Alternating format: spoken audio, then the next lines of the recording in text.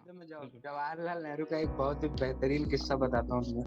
हम्म। एक न्यूज़पेपर छपता था उस समय की, बहुत जैसे इंडिया टुडे की मैगजीन है आज, उस समय की बहुत मशहूर मैगजीन थी, कैलकाटा मैगजीन। उसमें एक आर्टिकल निकला जवाहरलाल नेहरू को क्रिटिसाइज करता हुआ, एनोनिमस के नाम से निकला। बहुत ही बेहतरीन क्रिटिसिज्म जवाहरलाल नेहरू का एक पेज पे निकला। तो भाई ढूंढना शुरू हो गया जवाहर। अच्छा, क्रिटिसिज्म की बात कर रहे हैं हम लोग। सो इसमें एक और चीज़ आती है कि उनको पॉलिटिकली बहुत फिगर जो है कि उनको एज एन एसेस जो किया जाता है कि वो पॉलिटिकल मूव्स बहुत अच्छे चलते थे। यहाँ तक कि स्टालिन ने अपनी जो बुक है उसमें यहाँ तक कि लिखा है कि Jawaharlal Nehru is a political prostitute, जो कि एक काफ़ी ज़्यादा एक तरीके से देखा जाए तो अग्रेसिव कमेंट है उनको। अभी शुरू करते हैं। So hello guys. So lockdown जैसी स्थितियां बन रही हैं धीरे धीरे, मुझे तो लग रहा है लॉकडाउन लग जाएगा, है ना। सो हम लोग के पास फ्री टाइम था, सब लोग घर पे थे। सो हम लोग ने सोचा कि कुछ करते हैं। सो क्यों ना कुछ लीडर्स पे बात की जाए। तो हम लोगों ने जवाहरलाल नेहरू को अपना पहला टॉपिक चुना है कि उनके ऊपर बात की जाएगी। उनकी जैसी डिफेमिंग हो रही है, जैसे उनको डिफेम किया जा रहा है, उस चीज़ के बारे में बात करेंगे। और क्या उनके अचीवमेंट्स थे, क्या उनकी मिस्टेक्स कह लीजिए, या फिर क्या पॉलिसीज में उनकी फ्लॉज थी जब वो एज एन एडमिनिस्ट्रेटर काम कर रहे थे, as an Indian prime minister. और मैं हूँ मोहित शुक्ला। करंटली मैं पब्लिक एडमिनिस्ट्रेशन से ग्रेजुएशन कर रहा हूँ अपना भीमराव अम्बेडकर यूनिवर्सिटी से। और मेरा जो दूसरा पैनलिस्ट है या फिर फ्रेंड है, अमन यादव, ये अभी law as an career pursue करना चाहते हैं और पहले सेमेस्टर में है। और यूनिवर्सिटी का नाम क्या है अमन? गलगोटिया यूनिवर्सिटी। गलगोटिया यूनिवर्सिटी से। सो और तीसरे जो पैनलिस्ट है वो हर्षित चौरसिया हैं। वो एज एन केवल टेक्नीशियन है, वीडियो टेक्नीशियन है, इनका ज़्यादा रोल नहीं होगा इसमें, केवल बस एडेड है। So as an introductory part अगर अमन देखा जाए तो तुम करीबन मेरे ख्याल से 3 बार लगातार प्राइम मिनिस्टर रहे थे जवाहरलाल नेहरू, है ना। 17 सालों तक। हाँ, 17 सालों तक है। और मैं इस चीज़ के लिए काफ़ी ये एक चीज़ कहना चाहूँगा कि इजी नहीं होता है ना। जो अगर इंडिया आप जैसी डेमोक्रेसी में कभी इजी नहीं होता है अपने आप को रिपीट करना। अपनी पॉलिसीज आप लोगों के सामने लेके गए, उनको मालूम भी नहीं था, आप पहली बार प्राइम मिनिस्टर बने, उनको मालूम भी नहीं था कि प्राइम मिनिस्टर काम क्या हेलो। करता है, फिर भी आपने डिवोट किया टाइम और दिखाया कि प्राइम मिनिस्टर ये काम करता है, हमें दोबारा मौका दीजिए, हम इससे बेहतर करेंगे। अगल बगल की जितने भी कंट्रीज है जो हमारे साथ इंडिपेंडेंस जिनको गेन हुई, बांग्लादेश हो, पाकिस्तान हो, अफगानिस्तान हो, म्यांमार हो, लगभग जगह पर इस समय मिलिट्री का जो है दबदबा ज्यादा है। इंडिया जिसका इतना लेंथ ब्रेथ है, उसने अभी तक अपनी डेमोक्रेसी मेंटेन कर रखी है। अगर हम एक इमरजेंसी को हटा ले तो अभी तक हमारे पास ऐसा कोई भी मौका नहीं आया जब हमने अपनी डेमोक्रेसी को कोलैप्स होते हुए देखा। हाँ नहीं, बिल्कुल वही तो कि हम लोग बहुत इजीली शिफ्ट हो सकते हैं अथॉरिटेटिव गवर्नमेंट की तरफ। बट 17 ईयर्स तक के आपने होल्ड करके रखा वहाँ पे, और जो डेमोक्रेटिक इंस्टीट्यूशंस हैं उनको बिल्डअप किया। और बहुत सारी चीज़ें हैं जिसके बारे में बात की जा सकती है। सो पहले तो हम लोग जो अभी उनके ऊपर एलिगेशंस लगाए जाते हैं कि उनके जो कुछ एडमिनिस्ट्रेटिव डिसीजंस हैं, जैसे चाइना को गलत एसेस करना, चाइना के साथ जो पॉलिसीज उन्होंने मेंटेन करी वो गलत थी। और कश्मीर का जो इशू है उसके लिए बहुत ज़्यादा क्रिटिसाइज़ किया जाता है कि अगर आज कश्मीर की जो प्रॉब्लम है वो उन्हीं की वजह से है। सो ये जो क्रिटिसिज्म हो रहा है जवाहरलाल नेहरू का, और इस बेसिस पे हो रहा है मेरे हिसाब से, जो जवाहरलाल नेहरू जी हैं, है ना, वो कांग्रेस की, हम लोग उसको एज एन कांग्रेस लीडर उनको देख रहे हैं, लेकिन मुझे ऐसा लगता है कि वो एक हिस्टोरिकल फिगर हैं। और उस पर केवल कांग्रेस का अधिकार नहीं है, वो एज एन इंडियन हम लोगों को उनके ऊपर देखना चाहिए। और उनके ऊपर जो जिस तरीके से कांग्रेस के अराउंड उनको शो किया जाता है कि ये कांग्रेस के लीडर थे, सरदार पटेल, जो अभी जैसे बीजेपी जो पॉलिटिक्स कर रही है उसमें बेसिकली यही पॉलिटिक्स कर रही है कि वो जवाहरलाल नेहरू को विलन दिखा रही है, जो कांग्रेस हाँ, लीडर हैं जिनकी पॉलिसीज और एडमिनिस्ट्रेटिव डिसीजन की वजह से हम लोग सफ़र कर रहे हैं। और जो सरदार पटेल हैं वो एज एन थोड़े, वो क्योंकि वो थोड़े राइट विंगर थे। वाइब्रेंट थे भाई। हाँ उनकी हाँ, थोड़े राइट। एडमिनिस्ट्रेशन करने का स्टाइल दूसरा था। हाँ, सो इस वजह से, लेकिन मेरे जवाहरलाल हिसाब से नेहरू का एडमिनिस्ट्रेटिव स्टाइल डिप्लोमेसी था, वो लोगों को उनके सोचने के स्टाइल से, जैसे कुछ आदमी सोच रहा है कि मुझे यहाँ से यहाँ जाना है पॉइंट ए से पॉइंट बी सीधी लाइन से, तो वो अगर जवाहरलाल नेहरू से बात कर लेता तो जवाहरलाल नेहरू उसको समझा देते तुम वाया पॉइंट सी जाओ। जवाहरलाल नेहरू के अंदर ये स्किल्स थी कि वो आपको, आपके माइंड को एकदम पलट सकते हैं। लेकिन सरदार पटेल के अंदर ये था कि वो टू द स्पॉट बात करते थे, मुझे ये करना है और मैं करके रहूंगा। तो लोगों को वैसी पर्सनैलिटीज आजकल के लोगों को ज्यादा समझ में आती है, ना कि वो समझ में आती हैं जो लॉन्ग फेस के लिए सोचे। 1929 में एक लेटर लिखा था महात्मा गांधी ने जवाहरलाल नेहरू को। महात्मा गांधी ने 1929 में ही अपने लेटर में लिख दिया था कि अगर इंडिया आजाद होता है, मतलब उन्होंने क्लियरली नहीं लिखा था, लेकिन ये कह दिया था कि अगर इंडिया आजाद हो जाता है तो जवाहरलाल नेहरू से अच्छा ऑल्टरनेटिव नहीं होगा हमारे पास इंडिया को गवर्न करने के लिए। तो गांधी जी की उस तरह की अप्रोच थी, और उन्हीं के, गांधी जी के सबसे खास जो शिष्य हैं उनमें से जवाहरलाल नेहरू माने जाते हैं। तो उनकी भी अप्रोच जवाहरलाल नेहरू की अगर हम देखें तो गांधी के बाद जो सबसे बड़ा स्टैचर का आदमी था इंडिया में, या अभी तक हुआ है, वो जवाहरलाल नेहरू है, नो डाउट, उसमें तो किसी को डाउट नहीं। तो कांग्रेस जो एक क्या कहते हैं कोटरी बिल्ड करना चाहती है नेहरू के अराउंड की, क्या कहते हैं नेहरू हमारे नेता, नेहरू, नेहरू उनके नेता है ही नहीं। नेहरू तो देश के नेता है। वो तो कांग्रेस एक बैनर था, उसके नीचे काम कर रहे थे, लेकिन उन्होंने हमेशा कहा कि मैं इंडिया के लिए काम कर रहा हूँ। एक इंसिडेंट है इसी तरह, वो गए थे पंजाब किसानों की रैली के लिए, तो वहां उतरे, तो वहां भारत माता की जय के नारे लग रहे थे। तो उन्होंने पूछा किसानों से कि ये भारत माता कौन है। किसान ने बताया कि ये जो जमीन है ये हमें अन्न देती है, इसमें खेती वेती होती है, हमें अन्न मिलता है, तो ये इसको हम भारत माँ मानते हैं। तो जवाहरलाल नेहरू ने कहा कि ये भारत माँ नहीं, क्योंकि ये गुलाम नहीं, ये तो आजाद है, तुम लोग गुलाम हो। तो जो 30 करोड़ जनता है हिंदुस्तान की, या उस समय की जो पॉपुलेशन थी, वो भारत में, तो वो पीपल कनेक्ट उनका था। आदमी को अब उनके बारे में भ्रम फैला, उनके असल में पैदा होते ही भ्रम फैलना शुरू हो गया, उनकी बर्थ से भ्रम फैलता है कि वो मुस्लिम थे। उनका एक कोड बहुत फेमस लोग सर्कुलेट करते हैं व्हाट्सएप पे कि I am an English by education, Muslim by culture, Hindu by accident. ये लाइन कई लोगों ने कई बार सुनी होगी कि जवाहरलाल नेहरू ने ये कह दिया, लेकिन जवाहरलाल नेहरू ने ये कहा नहीं। एक सज्जन थे, ऑल इंडिया हिंदू महासभा के प्रेसिडेंट रहे वो 1930 से 40 के बीच में, एनबी खरे। उन्होंने नेहरू को क्रिटिसाइज करते हुए ये लाइनें बोली थी, और अब हम नेहरू के साथ जोड़ते हुए इन्हें बता देते हैं। तो जिन्होंने पढ़ा नहीं, उन्हें तो नेहरू के बारे में थोड़ा इधर उधर जाना बूझा और सोचा कि नेहरू ये कह सकते हैं। लेकिन जो नेहरू को पढ़ चुके हैं, जिन्होंने नेहरू को 30% भी जानते हैं, वो ये लाइन पढ़ते ही रिजेक्ट कर देंगे कि ये जवाहरलाल नेहरू की लाइन हो ही नहीं सकती। तो हमारे वहाँ सबसे बुरी चीज इस समय ये है कि लोग पढ़ना नहीं चाहते हैं। व्हाट्सएप पे 3 लाइन का मैसेज आया, आपने उसका फैक्ट चेक तक नहीं किया वो सही है गलत है, आपने उसको पढ़ा, भावुक हो गए कि जवाहरलाल नेहरू ने क्या किया। मैं एग्जाम्पल देता हूँ पंचायती राज का। बलवंत राय मेहता कमेटी ने सजेशन दिया, आज के टाइम पे जितना रिप्रेजेंटेशन वुमेन्स का है इंडिया में पंचायती राज के लेवल पे, उतना वर्ल्ड में किसी कंट्री के पास रिप्रेजेंटेशन नहीं वुमेन का। जवाहरलाल नेहरू ने उतना रिप्रेजेंटेशन दिया वुमेन, अगर आप बात करते हैं। तो सबसे बड़ा जो उनका कॉन्स्टिट्यूशनल इंस्टीट्यूशन जिसे हम कहते हैं, लोग कहते हैं उनके बनाए कॉन्स्टिट्यूशनल इंस्टीट्यूशन कोलैप्स हो गए, सबसे बड़ा एग्जाम्पल, लिविंग एग्जाम्पल अभी हमारे उत्तर प्रदेश में चुनाव हुए पंचायती राज की, सबसे बड़ा एग्जाम्पल हुआ कि वो इतनी महिलाओं को रिप्रेजेंटेशन दे रहा है। और आप लोकसभा की बात कर लीजिए, राज्यसभा की बात कर लीजिए, वहां इतना रिप्रेजेंटेशन नहीं है। लेकिन पंचायती राज में 19,000 या 20,000 अप्रोक्स फीमेल हैं सिर्फ रिप्रेजेंटेटिव। तो ये दिखाता है जवाहरलाल नेहरू को सोचने का स्टाइल।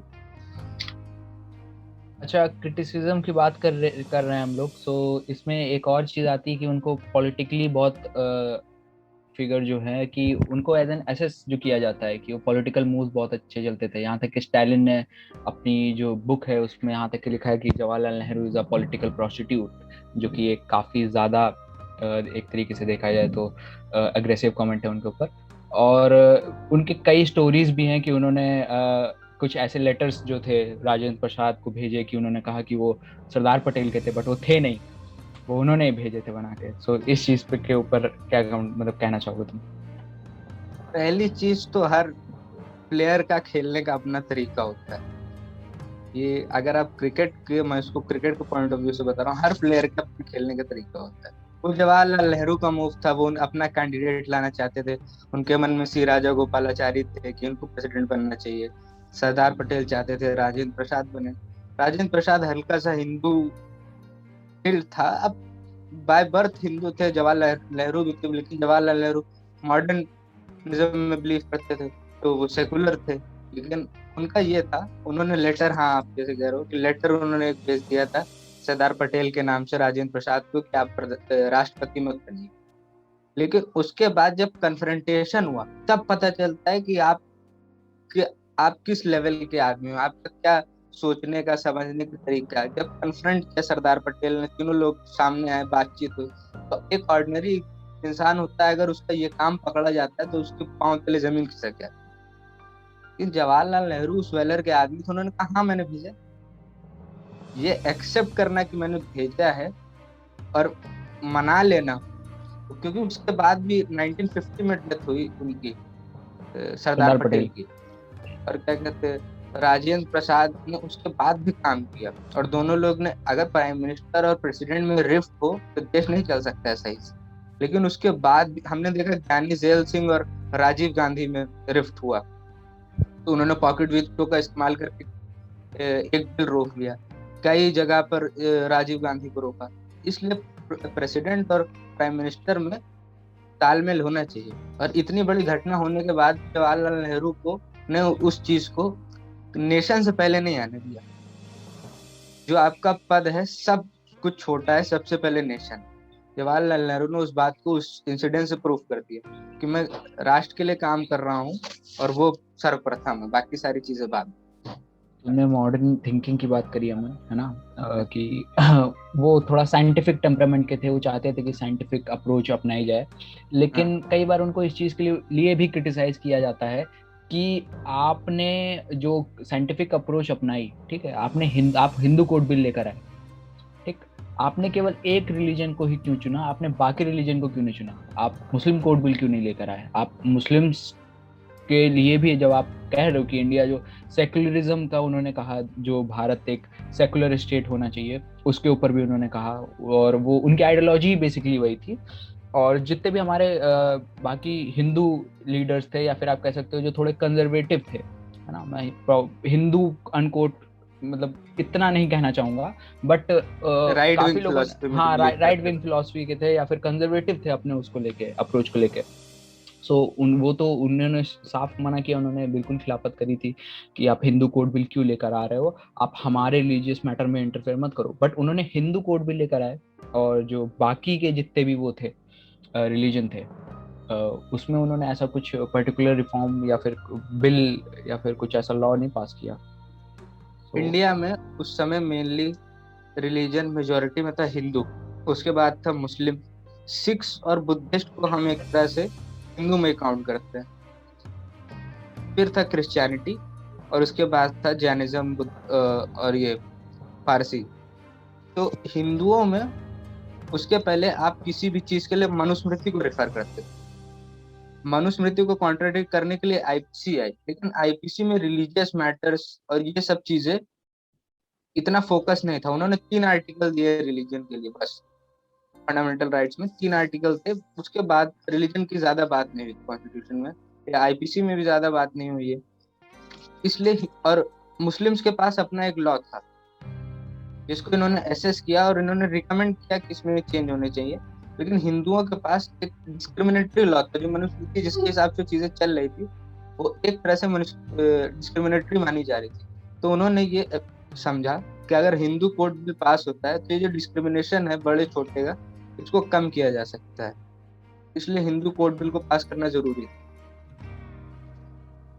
बिल्कुल सही है। और मेरे हिसाब से जवाहरलाल नेहरू की अगर हम लोग उसकी बात कर रहे हैं कि उनकी क्या लेगेसी थी, और अभी प्रेजेंट सिचुएशन या फिर सिनेरियो देखा जाए, तो बहुत ज़्यादा जो ट्विस्ट किए जाते हैं फैक्ट्स को। और मैंने काफ़ी ऐसे स्पीकर देखे हैं, काफ़ी ऐसे लीडर्स हैं जो काफ़ी ज़्यादा ट्विस्ट करके फैक्ट्स को बताते हैं, और जो उनकी पॉलिटिकल मोटिव होते हैं सबके, ऑब्वियसली बीजेपी के भी हैं, कांग्रेस के भी हैं, है ना। कि मैं ये नहीं कहूँगा कि जितना भी हम लोगों के पास लेगेसी है या फिर इंडिया का जितना डेवलपमेंट हुआ है उसमें केवल जवाहरलाल नेहरू का हाथ था, जवाहरलाल नेहरू का भी हाथ था, और भी बाकी कंबाइंड कलेक्टिव लीडर। एफर्ट था, हाँ, कमांड कलेक्टिव एफर्ट था। लीडरशिप। हाँ, कलेक्टिव लीडरशिप थी। और अगर आप जितने भी पॉलिटिकल डिसीजंस देख लीजिए, कुछ को अगर छोड़ दिया जाए, अगर एडमिनिस्ट्रेटिव पॉलिसीज, क्योंकि उन्होंने फ्यूडल जो सिस्टम था उसको भी हटाने के लिए काफी अच्छा काम किया।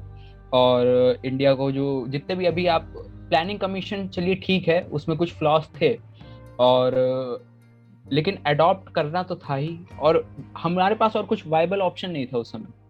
अगर प्लानिंग कमीशन जो हम लोगों ने लिया, 5 ईयर प्लानिंग कमीशन, उसकी हम लोग बात करें, और पंचायती राज तुमने बताया है उसके बारे में कि सबसे ज्यादा फीमेल रिप्रेजेंटेशन है, तो ये काफी एक तरीके से देखा जाए तो मॉडर्न और थिंक थॉटफुल, जो आपके थिंक टैंक उस समय इतने अच्छे नहीं थे। और मेरे हिसाब से जो कश्मीर के ऊपर कहा जाता है, अगर आप उनको पढ़ोगे, उनकी ऑटोबायोग्राफी पढ़ोगे, तो उसमें ये है कि उनको ये रिग्रेट है कि उन्होंने कहा कि मुझे रिग्रेट था कि उस समय मेरे को कुछ करेक्ट इन्फॉर्मेशन, या फिर उस समय जो उनके एडवाइजर्स थे वहां पे पर्टिकुलर उस इशू के लिए, तो वो उनको कुछ सही ऑप्शन नहीं दे रहे थे, या फिर अच्छी तरीके से एडवाइजरी नहीं कर पा रहे थे। हालांकि मैं इस चीज को ये कहना चाहूंगा कि आप पॉलिटिकल लीडर और सिचुएशन को एसेस करना आपका काम है, आपको डिसीजन लेना होता है, और जो कि आपने उस समय गलत लिया, चलिए ठीक है। बट ये जो इस समय पॉलिटिकल सिनेरियो सेट किया जा रहा है, that Nehru is a villain, that we are suffering, India is a poor country,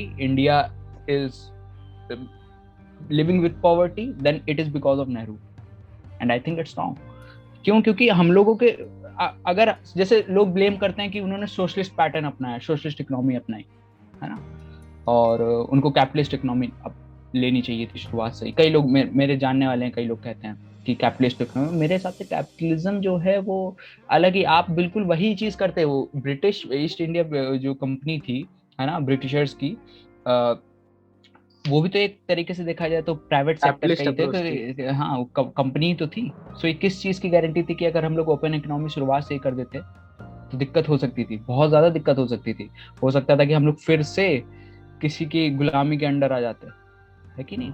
सो ये जो लोग सोशलिस्ट। इकोनॉमिक पॉलिसीज का मजाक उड़ाते थे उस समय जब जवाहरलाल नेहरू ने मिक्स्ड इकोनॉमी एक टर्म कॉइन किया, हम्म। कि ना हम कैपिटलिस्ट है ना सोशलिस्ट है, हमें मिक्स्ड इकोनॉमी।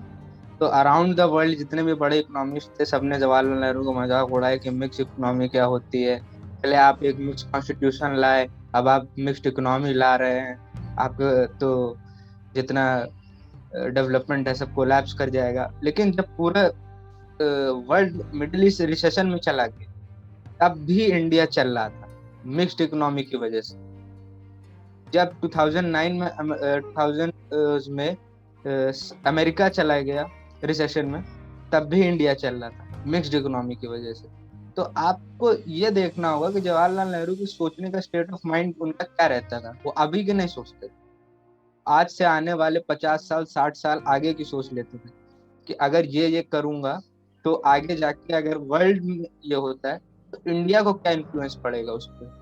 अभी हम 1947 में नई कंट्री थी एकदम, 1950 में चलिए हम रिपब्लिक बने, एकदम नया रिपब्लिक था इंडिया का। लेकिन जवाहरलाल नेहरू का जो स्टाइल था, जो ब्रिलियंसी थी बाकी देशों के लीडर से, चाहे वो यूएसए हो चाहे ब्रिटेन हो, आप पुराने इंटरव्यूज देखिए उसमें उनके बॉडी लैंग्वेज को देख के लगता था कि वो 5,000 साल पुरानी सभ्यता के मालिक हैं। वो दिखाते थे अपने कैरेक्टर में कि हमारा इंडिया नया नहीं है, वो 5,000 साल पुरानी सभ्यता है और मैं उसी का बेयरर हूँ, और मुझे उसी तरह ट्रीट करना चाहिए, मुझे उस तरह नहीं ट्रीट करना चाहिए कि मैं मेरा देश 1 साल पहले या 5 साल पहले आजाद हुआ है। तो वो जो स्टेट ऑफ माइंड, जब आदमी के दिमाग में कॉन्फिडेंस होता है और करने की विल होती है तो फिर कोई चीज छोटी नहीं। और अगर प्रेजेंट गवर्नमेंट से इसको कंपेयर करें, जवाहरलाल नेहरू क्रिटिसिज्म को इतने अच्छे से लेते थे, और इस गवर्नमेंट में तो आपने एग्जाम्पल देखे ही है, चाहे एक्टिविस्ट हो, एकेडमिशियंस हो, कॉमेडियन तक को नहीं बख्शा है गवर्नमेंट ने।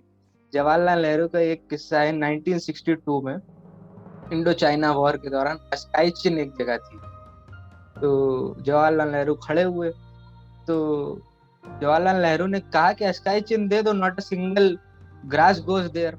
एक उन्हीं के पार्टी के नेता थे, महादेव त्यागी जी खड़े हुए। तो he was a bald headed man. तो उन्होंने कहा, नेहरू जी यहाँ पे भी एक विकास नियुक्त, तो ये भी चाइना को दे दूं क्या? Nehru ji laughed at it.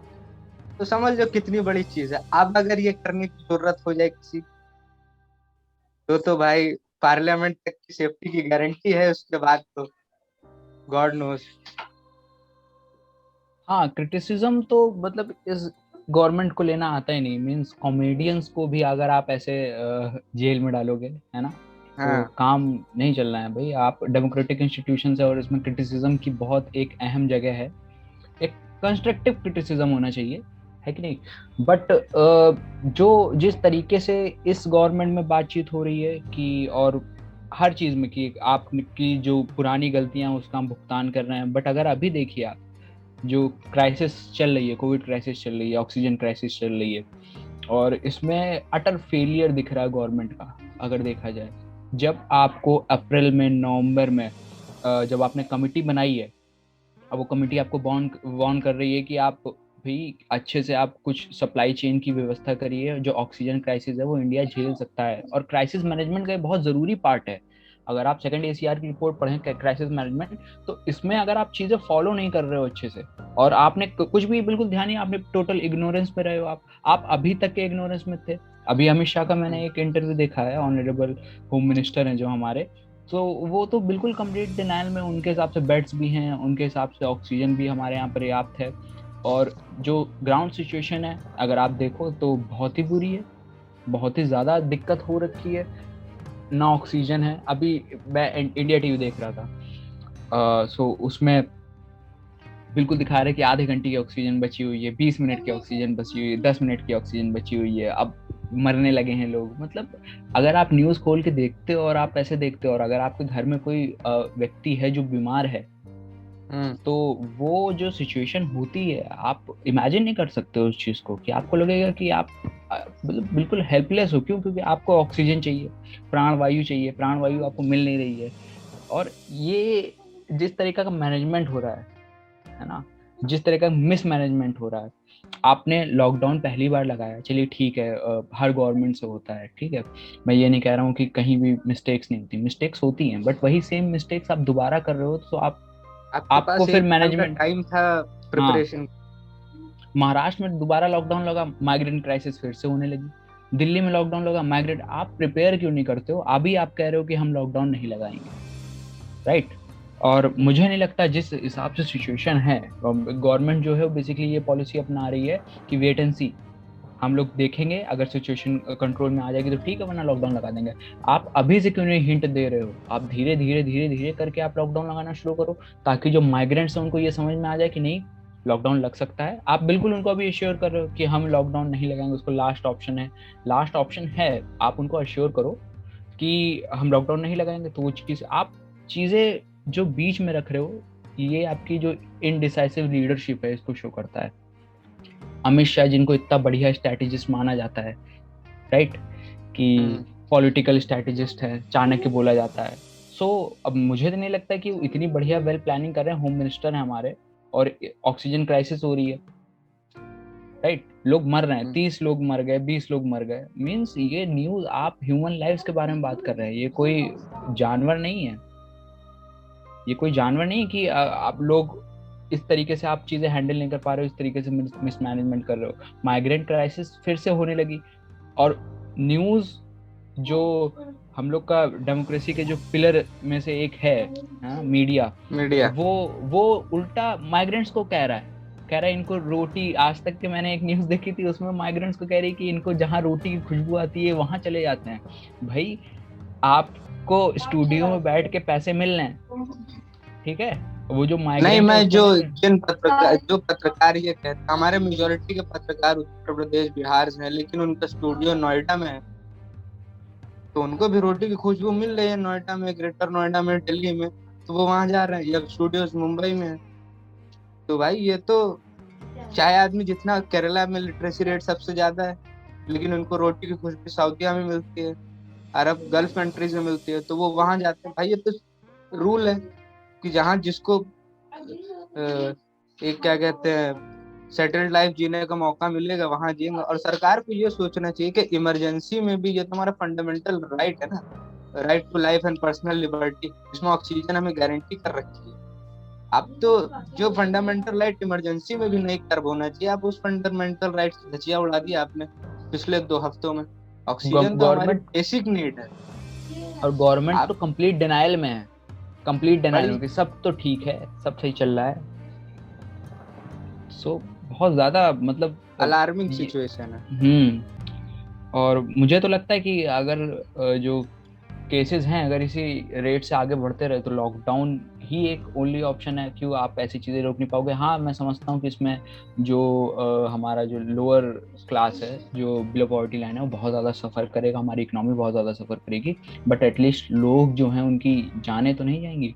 और आप अभी से सारी पॉलिसीज़ को धीरे धीरे धीरे धीरे करके क्यों नहीं इम्प्लीमेंट करने लगते हैं? आप जिस तरीके से राशन डिस्ट्रीब्यूशन करोगे अगर लॉकडाउन लगता है तो, है ना, आप अभी से उसके लिए एक पैटर्न बनाओ। जिसमें फ्लॉज और लूप होल्स रह गए थे पिछली बार, उसके लिए आप चीजें मैनेज करो। सो ये सब चीजें जो है कंस्ट्रक्टिव क्रिटिसिज्म में ही आती हैं, और मेरे हिसाब से गवर्नमेंट इस चीज को हैंडल नहीं कर पा रही है बिल्कुल भी, और बहुत अटर होपलेसनेस है, होप कहीं नहीं है। गवर्नमेंट जब डॉक्टर्स को अपने सेफ एंड सिक्योर पैसेज नहीं दे पा रही है काम करने के लिए, तो बाकी लोगों को तो क्या ही बात करें हम, जो उसी हॉस्पिटल में वर्किंग है और क्या कहते हैं कि काम कर रहे हैं वहां, जब उन्हें वही नीड्स नहीं मिल पा रही हैं तो बाकी सबकी क्या ही बात करें। चलो चलो ठीक है, फिर आज के लिए इतना ही रखते हैं, है ना। कल अगर हम लोग इस वीडियो को अपलोड करते हैं, देखते हैं क्या रिएक्शन आता है ना। और किसी नए टॉपिक पे बात करी जाएगी। और जब तक के लॉकडाउन है तब तक के हम लोग सोच रहे हैं कि इस प्रोसेस को कंटिन्यू रखा जाए। और भी अगर कोई हमको पैनलिस्ट मिलता है कि एक वेल टू डू बैकग्राउंड से आता है या फिर हम लोग से ज्यादा एजुकेशनल नॉलेज रखता है, क्योंकि मुझे लगता है कि हम लोग की बिल्कुल सागर में हम लोग बूंद के बराबर नॉलेज है हम लोग के पास, बट जितनी है एटलीस्ट किसी और को या फिर हमारे जो छोटे आने वाली जो जनरेशन है उसको तो पास ऑन। हाँ, उसको पास ऑन करें। तो कल का टॉपिक हम लोग डिसाइड करेंगे आज, और कल क्या रखना है या फिर किस चीज पे हम लोग डिस्कशन करेंगे, इस पर कल बातचीत करते हैं। आज की और वीडियो कैसी लगी आप लोग को कमेंट करें, कमेंट जाते जाते जाते जाते जी हेलो, बताओ। जाते हाँ जाते हाँ मैं बिल्कुल। जवाहरलाल नेहरू का एक बहुत ही बेहतरीन किस्सा बताता हूँ तुम्हें। एक हम्म न्यूज़पेपर छपता था उस समय की, बहुत जैसे इंडिया टुडे की मैगजीन है आज, उस समय की बहुत मशहूर मैगजीन थी, कैलकाटा मैगजीन। उसमें एक आर्टिकल निकला जवाहरलाल नेहरू को क्रिटिसाइज करता हुआ, एनोनिमस के नाम से निकला। बहुत ही बेहतरीन क्रिटिसिज्म जवाहरलाल नेहरू का एक पेज पे निकला। तो फिर भाई ढूंढना शुरू हुआ कि जवाहरलाल नेहरू को कौन क्रिटिसाइज कर रहा है। एक हफ्ते बाद पता चला कि वो आर्टिकल जवाहरलाल नेहरू ने खुद लिखा है, ताकि लोगों के मन में ये भ्रम न है कि जवाहरलाल नेहरू ही जवाहरलाल नेहरू। ये सवाल ना पैदा हुए कि क्या कहते हैं, if not Jawahar then who, क्योंकि इस समय ये सवाल बहुत पूछा जाता है, इफ नॉट द हाँ current prime minister then who. Jawaharlal Nehru खुद ऐसे सवालों को बैश करते थे। तो चलो फिर इसी पे एंड करते हैं आज। ऑलराइट, चलो ठीक है, फिर आज के लिए इतना ही।